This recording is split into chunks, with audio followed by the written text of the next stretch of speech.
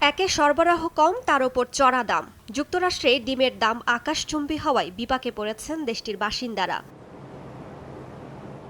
কয়েক মাসে 10.4% এবং বছরে 58.8% পর্যন্ত দাম বেড়েছে। সংকট মোকাবিলায় ইউরোপের দেশগুলোর দ্বারস্থ হয়েছে যুক্তরাষ্ট্র।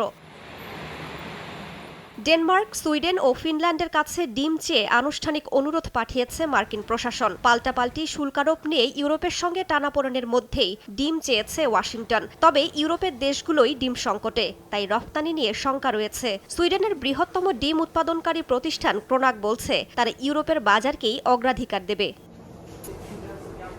নরওয়ে বলছে তারা মার্চের শুরুতেই যুক্তরাষ্ট্রের অনুরোধ পেয়েছে, তবে বেশিরভাগ ডিম উৎপাদনকারী প্রতিষ্ঠান দেশটিতে রফতানির বিপক্ষে। ইউরোপে বার্ড ফ্লু মহামারী আকার ধারণ করায় ফ্রান্সেও ডিমের সংকট।